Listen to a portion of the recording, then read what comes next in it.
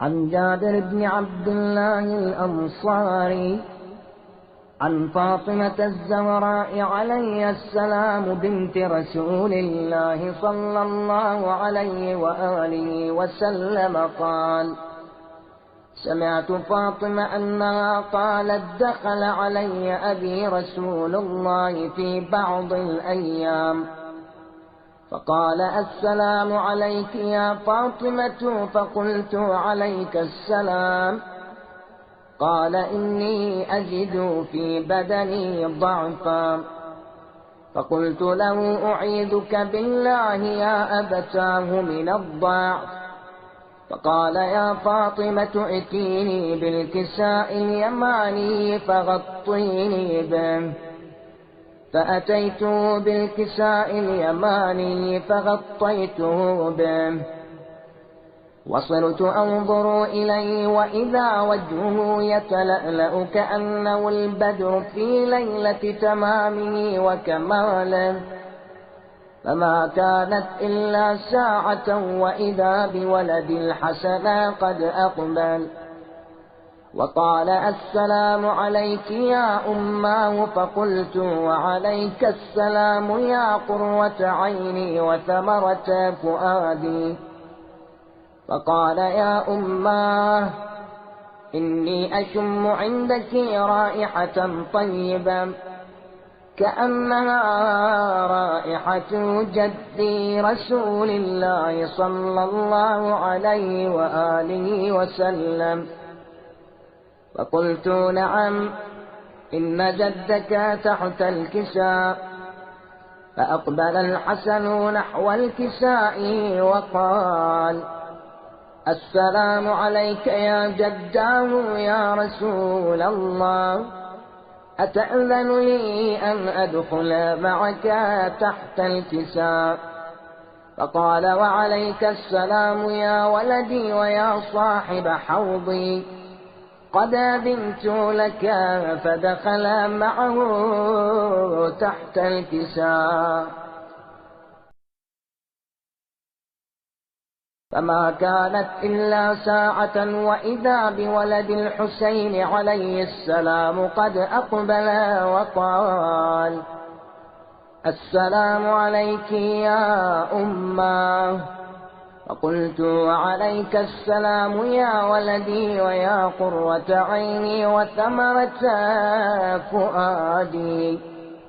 فقال لي: يا أماه، إني أشم عندك رائحة طيبة كأنها رائحة جدي رسول الله. فقلت: نعم، إن جدك وأخاك تحت الكساء. فدنا الحسين نحو الكساء وقال: السلام عليك يا جداه، السلام عليك يا من اختاره الله، أتأذن لي أن أكون معكما تحت الكساء؟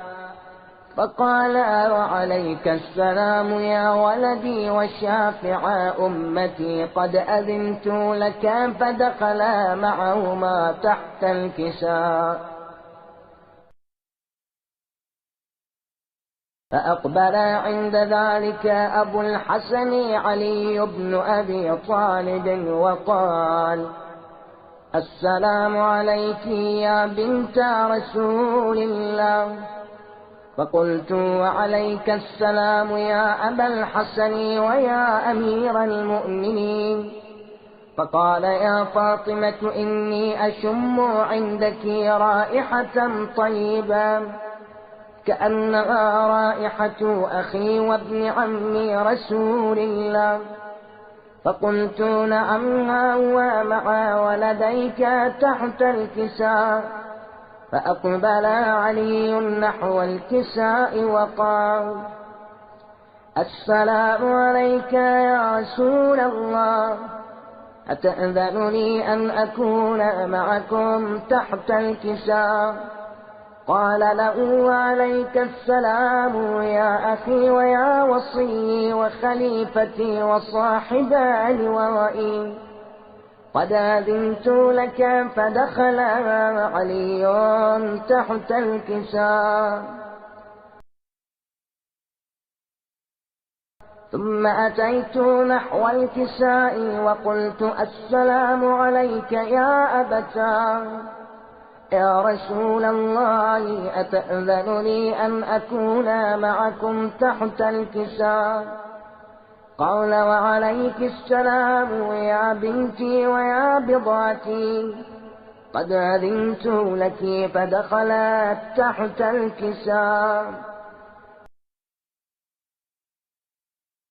فلما اكتملنا جميعا تحت الكساء، أخذ أبي رسول الله بطرفي الكساء وأومأ بيدي اليمنى إلى السماء وقال: اللهم إن هؤلاء أهل بيتي وخاصتي وحامتي، لحمهم لحمي ودمهم دمي، يؤلمني ما يؤلمهم ويحزنني ما يحزنهم. أنا حرب لمن حاربهم وسلم لمن سالمهم، هو عدو لمن عاداهم ومحب لمن أحبهم. إنهم مني وأنا منهم. فاجعل صلواتك وبركاتك ورحمتك وغفرانك ورضوانك علي وعليهم، وأذنب عنهم الرجس وطهرهم تطهيرا. فقال الله عز وجل: يا ملائكتي ويا سكان سماواتي، إني ما خلقت سماء مبنيا ولا أرضا مدحيا ولا قمرا منيرا ولا شمسا مضيئا ولا فلكا يدور ولا بحرا يجري ولا فلكا يسري إلا في محبة هؤلاء الخمسة الذين هم تحت الكساء. فقال الأمين جبريل: يا ربي ومن تحت الكساء؟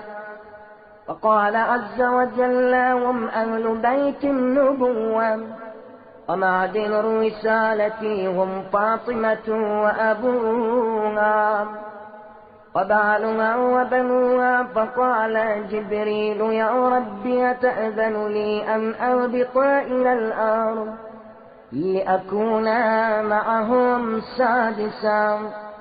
فقال الله: نعم، قد أذنت لك.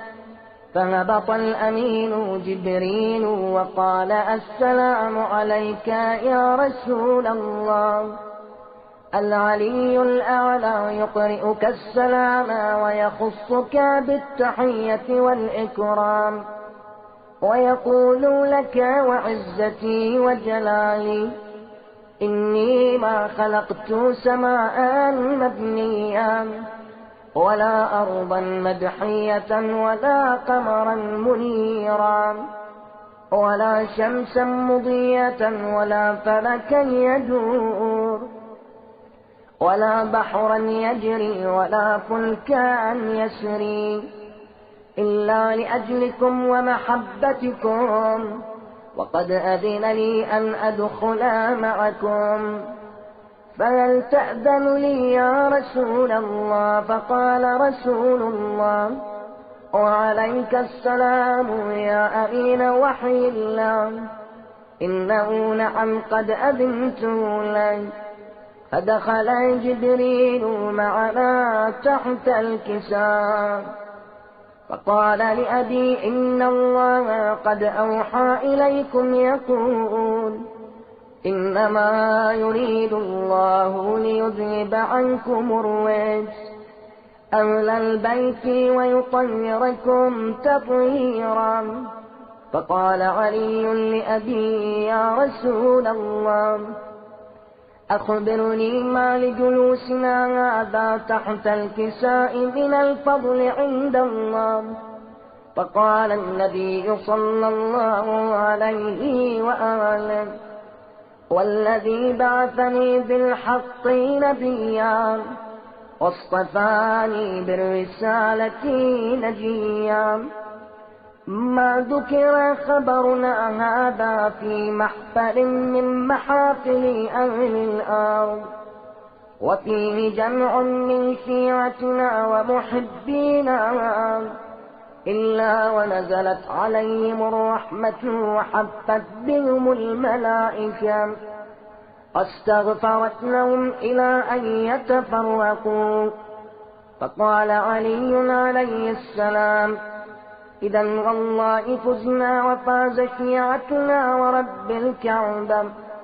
فقال أبي رسول الله صلى الله عليه وآله: يا علي والذي بعثني بالحق نبيا واصطفاني بالرسالة نجيا، ما ذكر خبرنا هذا في محفل من محافل أهل الأرض، وفيه جمع من شيعتنا ومحبينا، وفيهم مهموم إلا وفرج الله هما، ولا مغموم إلا وكشف الله غما، ولا طالب حاجة إلا وقضى الله حاجته.